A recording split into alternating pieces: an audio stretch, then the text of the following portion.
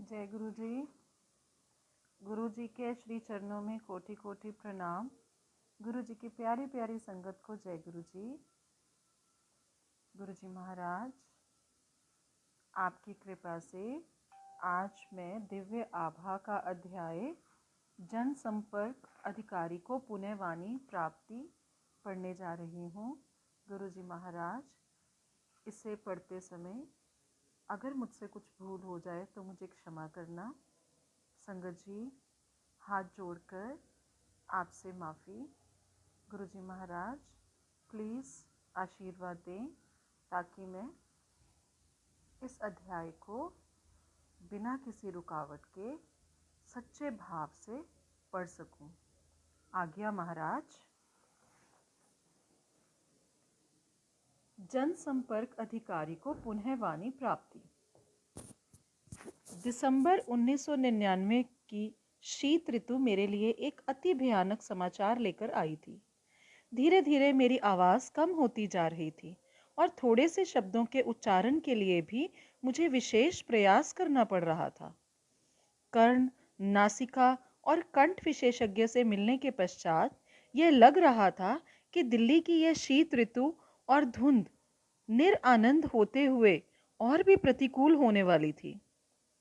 विस्तृत जांच पड़ताल के पश्चात विशेषज्ञों ने शल्य क्रिया का परामर्श दिया जो सर गंगाराम चिकित्सालय में करी गई। मेरे बायोप्सी का परिणाम आने पर हमारी आशंका की पुष्टि हो गई।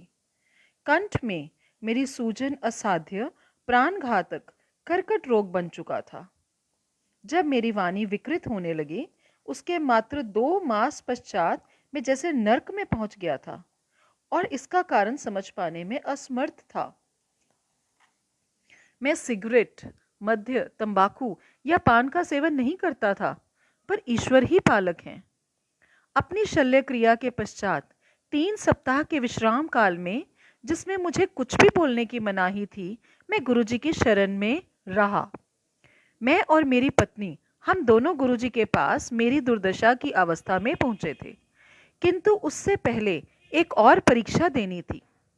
चिकित्सालय से आने के बाद 5वें दिन मेरी गुरुजी के पास जाने की अटूट अभिलाषा जागृत हुई। संयोग से उस दिन अत्यधिक वर्षा हो रही थी। मेरे परिवार के सदस्यों ने मुझे किसी और दिन जाने की सलाह दी, पर मैं नहीं माना। मेरा मन पक्का हो चुका था। मेरे अंदर उसी दिन जाने की आवाज उठ रही थी। एम्पायर एस्टेट से गुरुजी के स्थान तक चलते हुए एक अद्भुत सुख का आभास हुआ। गुरुजी ने अपने रंगीन लंबे लबादे में अपने स्थान पर आसीन थे।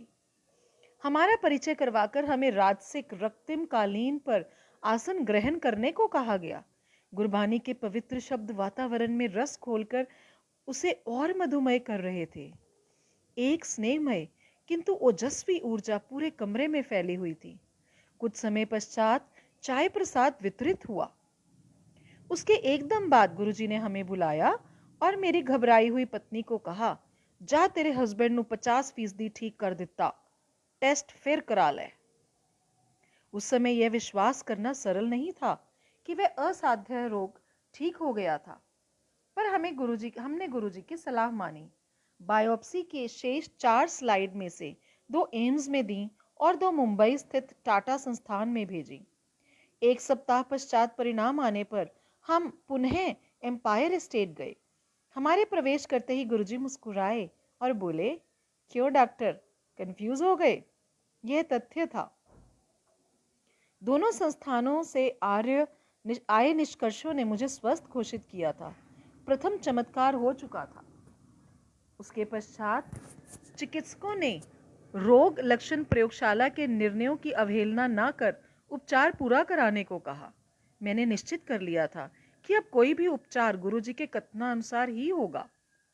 आगे यह हुआ, गुरुजी ने मुझे मिर्चों से भरा लंगर खाने को कहा। चिकित्सकों के अनुसार, जिन्होंने मुझे केवल उबला हुआ खाना खाने के निर्देश दिए थे, मिर्चें निषिद्ध थीं। गुरुजी ने मुझसे उच्चारण भी करवाया और घोषित कर दिया कि मैं पूर्णतया स्वस्थ हूं। गुरुजी के परामर्श पर मैं विकिरण चिकित्सा करवाता रहा, परंतु मुझ पर कोई दुष्प्रभाव नहीं पड़ा। मुझे कभी कोई उपकाय नहीं हुई। मेरा हेमोग्लोबिन सदा सामान्य रूप से ऊपर रहा। एकमात्र औषधि, यदि इसे ऐसा कह सकें तो, गुरुजी द्वारा अभिमंत्रित ताम्र लोटे में जल भरकर पीने की रही। इस क्रिया में पूरी रात्रि जल भरकर रखने के पश्चात प्रातःकाल आधा पीकर शेष से स्नान करना था। इस अति साधारण क्रिया पद्धति से मैं पूर्ण स्वस्थ हो गया। नवजीवन के लिए मेरा ऐसा चमत्कारिक परिवर्तन रहा है। यह सिद्ध करने के लिए मेरी 2 बेटियां और पत्नी हैं। धन्य हैं हमारे गुरुजी। संगत जी,